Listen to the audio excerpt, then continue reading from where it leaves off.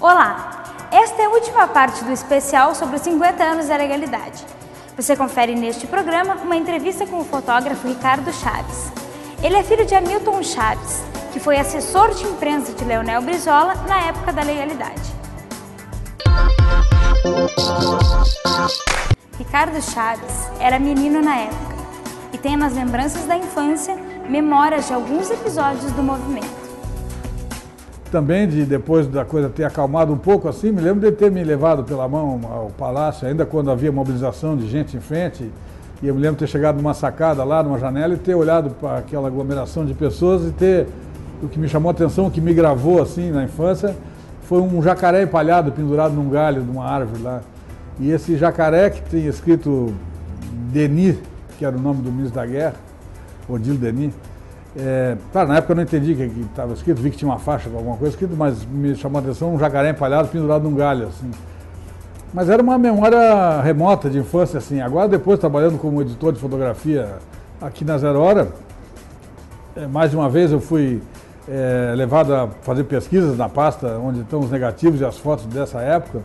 E aí, um dia, para minha alegria, encontrei lá a foto do jacaré e vi que não era um sonho, assim, um delírio mesmo, que esse jacaré existiu um dia e, por algum motivo, alguém pendurou ele lá naquele galho e estava lá escrito Denis, o jacaré empalhado. Então, tem uma foto, eu fiz uma cópia para mim e levei para o meu arquivo para guardar em casa, porque é uma coisa assim que eu mais me lembrava. Assim.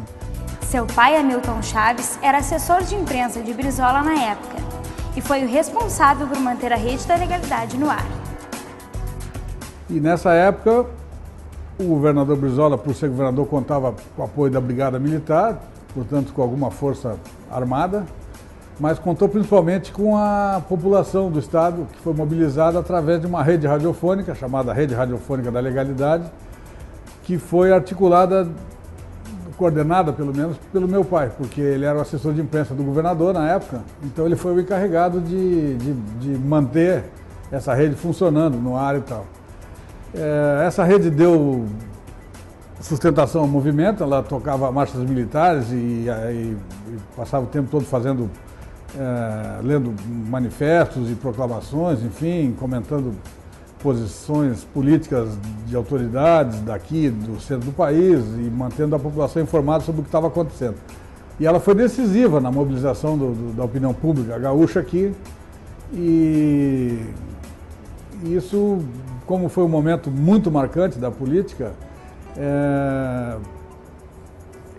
tenho muito orgulho de meu pai ter sido o protagonista. Ricardo guarda uma pasta com diversos boletins que foram lidos pelos locutores da Rede da Legalidade. Motivo de orgulho para um amante da história. Coisas singelas, tipo Grêmio Estudantil tal, hipoteca a solidariedade ao movimento, diz que está pronto para entrar em ação se for preciso.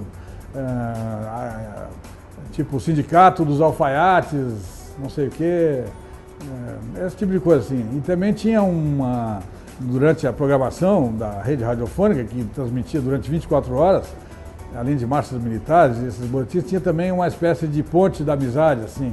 Então era tipo, família tal, pede notícias dos parentes que estão não sei aonde e diz que está com o movimento da legalidade e promete resistir até com a vida, se for preciso. Então, né, é curioso de ver assim, aquela coisa bem de rádio do interior, assim, né? Fulano avisa, estamos todos bem, esperamos notícias de vocês que estão não sei aonde, esse tipo de coisa assim. Então, são coisas sem importância maior, mas tem um significado histórico de terem sido lidos nessa rede durante esses dias todos aí. A imagem de Hamilton Chaves ficou muito ligada ao movimento da legalidade, situação que custou a mudar. Os nossos amigos, que hoje todos são entrevistados para contar episódios como o da legalidade, ou até a sua participação em 64, na resistência possível depois, dentro do MDB, do PMDB, enfim, na época não eram soldados como heróis, né? Ou como gente que merecia ser ouvida. A história normalmente é contada pelos vitoriosos e durante mais de 20 anos meu pai e os amigos dele eram os derrotados. Então eram os subversivos, eram os terroristas, eram os que estavam do lado errado. A mobilização do povo gaúcho era tanta que não podia ser abalada por um Grenal. Hamilton Chaves impediu que o clássico se realizasse e que dividisse o povo gaúcho entre gremistas e colorados. Como gremistão que ele era, sempre frequentava todos os jogos de futebol, alguém comentou com ele, assim, durante os dias de impasse aqui, comentou com ele que no domingo haveria um Grenal.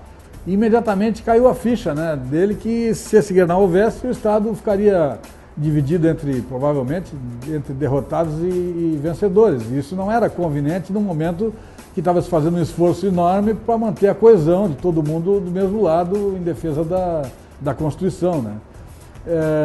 Alguém foi tocar uma flauta, qualquer do meu pai, do tipo, domingo vocês vão perder, qualquer coisa, e ele se deu conta que, naquele turbilhão de acontecimentos e tal, ele se deu conta que o Grenal era péssimo, era uma má notícia. Ele foi conversar com o governador imediatamente também concordou, entendeu que não era uma boa ideia, entraram em contato com o presidente da Federação Gaúcha de Futebol, sei lá, e o secretário de Justiça, sei lá quem.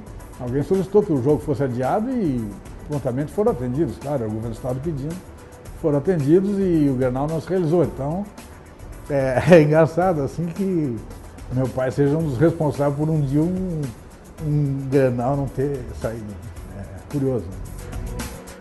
Você conferiu neste programa uma entrevista com Ricardo Chaves. Ele é filho de Hamilton Chaves, assessor de imprensa de Leonel Brizola na época da legalidade. E se você quiser assistir nossos outros programas, é só acessar nosso link no site do Portal de Jornalismo. Tchau!